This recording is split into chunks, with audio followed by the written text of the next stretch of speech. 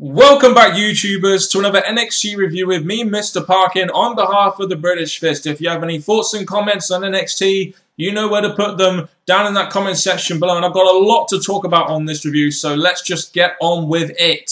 So the official opening to this week's NXT show was a backstage segment involving William Regal in his general manager's office, who had 3 announcements regarding NXT. The first, most important and most exciting announcement is that on February the 11th, we're going to be getting NXT Takeover 4. Is it me? Or has time since the last NXT Takeover just flown by? It's only 3 weeks until the new one's coming up. I'm excited for it, but at the same time I'm thinking, bloody hell, time is just flying right now in NXT to me. The second announcement was that there was going to be a tournament to find a new #1 contender for the NXT Championship, and that was going to be an 8-man tournament, which is going to start on this week's show. The third announcement was that Charlotte was going to face Sasha Banks for the Women's Championship later tonight. And I really feel like the shows are generally a lot better when they have something to actually build up for and when they have some kind of purpose. And that's all fine and good. But I'm just surprised they didn't start building to NXT Takeover 4 sooner. If I'm really honest. I mean, we've got 3 weeks now to build to a special event. That's not really enough time. And a theme of this week's show was that stuff was rush, rush, rush, rush, rush. And, you know, when you're only giving yourself 3 weeks to build to a special event, it's going to be like that. And the shows are going to come off a lot worse for it, in my opinion. It just felt like everything, apart from maybe one segment on this show, felt really, really rushed and really was a theme of this show. Which is a real shame, really, because you had some stuff on here that could have been very good. But because it was rushed quite a lot, it just didn't come off anywhere near as good, or it didn't feel anywhere near as important as it should have done. But NXT Takeover on February the 11th, I am definitely looking forward to. I believe that is in 3 weeks' time. I really liked how this show started off in the middle of the ring. We had Sami Zayn coming out, who was obviously very, very pissed off. He came out and obliterated Ty Dillinger before the bell even rang, showing that he is really pissed off and just wants to get his hands on Kevin Owens. He calls out Kevin Owens only for William Regal to come out and say that he has not earned a shot at his title yet. So Sami Zayn instead says, I don't care about the championship. I want a non-title match. I just want to get my hands on Kevin Owens.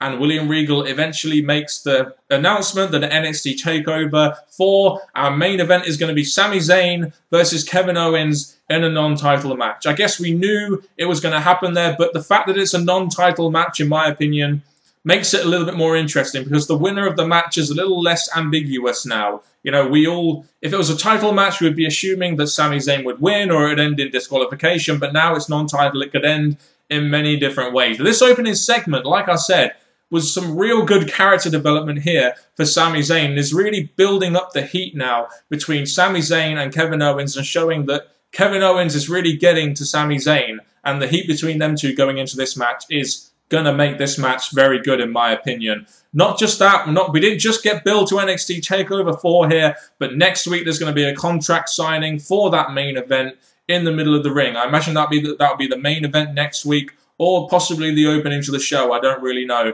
But we're building to TakeOver, we're building to next week, so that's pretty good. This opening segment, I honestly thought this was a real nice, fast pace in a good way to open the show. Charlotte versus Sasha Banks for the NXT Women's Championship really had no right or reason to be for the NXT Women's Championship, in my opinion. It's mainly for 2 reasons. Number one, I've never really been a massive fan of championship matches being used as a device to help build to a championship match at a special event or pay-per-view, especially when it's the same segment.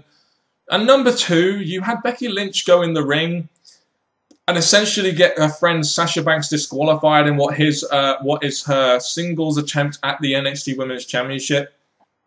Why would she do that? Why would she deliberately get her friend disqualified at her championship shot? Isn't that just a little bit stupid? I think so as well. But really here, again, it was another one of those segments where it wasn't necessarily rushed, but so much was going on that, you know, you had 3 things happen in this segment that really should stand out and be happening by themselves. But they all happened in one segment, and it really contributed to this segment you know, having a lot going on in it, you know, fair dues, but also being quite clusterfucky as well. You had Sasha Banks and Becky Lynch beating down on Charlotte. This led to Bayley's return from injury for the first time. I think this is the first time she's been on NXT for a month or two now. That should have felt special. But unfortunately, you then had William Regal come out and set up a fatal four-way match for the NXT Women's Championship kind of out of nowhere, in my opinion. Again, that should have felt special. That should have felt like a big announcement, but it didn't because it was happening with all these different things going on. So Bayley's return should have felt special. It didn't. It just kind of felt like it came out of nowhere. The championship match announcement should have felt special, but again, it just felt like it came out of nowhere. And then after the announcement was made, you had Bayley and Charlotte in the middle of the ring. Charlotte takes the belt from Bayley, and then Bayley does the belly to Bayley on Charlotte, and she now cares more about the championship than her friendship with Charlotte. So that is good character development there for Bayley. She needs to show a bit of a mean streak. She's lost to Charlotte now twice for the NXT Women's Championship and came that close. So this, in my opinion, is good character development for Bayley. Again, that should have came off as something special. You know, Bayley doing that to Charlotte. Who the fuck would have thought she would have ever done that? That should have came off as special.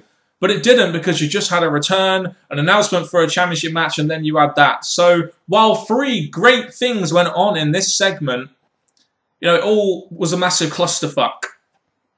So that's just how I felt about this segment. Another rush segment which had so much going on in it, you just couldn't process everything that was happening. Kind of felt like a Vince Russo book segment in TNA. I had a feeling that Buddy Murphy and Wesley Blake would get some kind of push in 2015. They did some pretty good work with some upper echelon tag teams in the NXT roster. So it's nice to see these guys are getting some kind of push now. They defeated the Vaudevillains here, you know, even though it was in a kind of heelish way, one might say. But it looks like these guys are finally getting a push, and I can't be more happy for these guys. Like I said, I think they did some very good work despite losing in the later months of 2014. And really, these guys now are the only other tag team on the NXT roster that can face the Lucha Dragons for the NXT Championship. So I imagine this is why they're getting this push out of nowhere 3 weeks going into NXT Takeover 4, is because they want a championship match between the Lucha Dragons and Buddy Murphy and Wesley Blake. I'm glad these guys are getting a push, even though it kind of seemed out of nowhere. And like I said, the theme of the show was rush, rush, rush, rush, rush. But it's just, I mean, this should be a good match. And Buddy Murphy and Wesley Blake are the only tag team left, really, to be able to face these guys, you know, that could really legitimately face them. And win over the Vaudevillains helped that a lot. So it looks like at NXT TakeOver 4, it's going to be the Lucha Dragons versus Buddy Murphy and Wesley Blake. I guess we'll see it play out over the next few weeks. So this week was the start of the NXT Championship #1 Contendership Tournament, and much like most of the stuff on this show, it happened very fast, out of nowhere, and seemed very rushed. And my guess is that the final will happen at NXT TakeOver 4. Seems like the most logical way to end this. The first match we had was Curtis Axel versus Finn Balor. Finn Balor won this pretty quickly in about 5 minutes. I'd go on about how much Curtis Axel has just declined over this last year, but I don't really see the point. Finn Balor is clearly a real staple, a real gem in NXT right now. So having him go over Curtis Axel that quickly, I really didn't have a problem with. The main event on the show was Tyler Breeze versus Hideo Itami. And this was about the only thing on the show that didn't seem really, really rushed. I think these guys got a good 10 minutes to go out there, and, you know, it was actually a good contest, even though I thought the constant kicking finish was, again, just underwhelming. I don't know why. Maybe I just have a thing against kicks being finishes to a match, but I just really feel underwhelmed whenever there's a kick to end the match, essentially. And especially also as the fans were chanting for the GTS. The fans really want to see a GTS. Hopefully they'll give it at some point. But when you have the fans chanting for a GTS and you give them a finish like that, it's always going to underwhelm them. But Hideo Itami gets the win to advance through to the next round of the tournament, and that makes a lot of sense. Hideo Itami is a character that is on the up right now, and Tyler Breeze is just one of those characters that's floating around, not doing too much. So Hideo Itami winning here was perfectly fine. Next week, we're going to be having Adrian Neville versus Tyson Kidd, and Baron Corbin versus Bull Dempsey. They're the next two matches in this tournament, and my gut feeling tells me, and I think it's pretty obvious really, that the final is going to be a combination of Neville, Hideo Itami, or Finn Balor.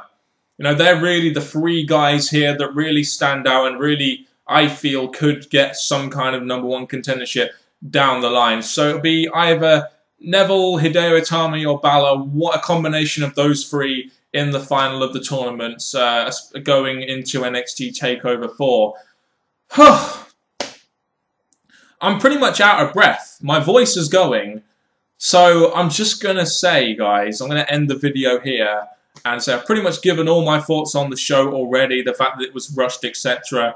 But I'm still looking forward to NXT Takeover like I do every month. Remember the day, February the 11th, 2015, in 3 weeks' time. Thank you very much for watching this video. If you have, I hope you enjoyed my opinions. If you have differing opinions to me, please let me know down in the comments section below. Thank you very much for watching this show, and goodbye.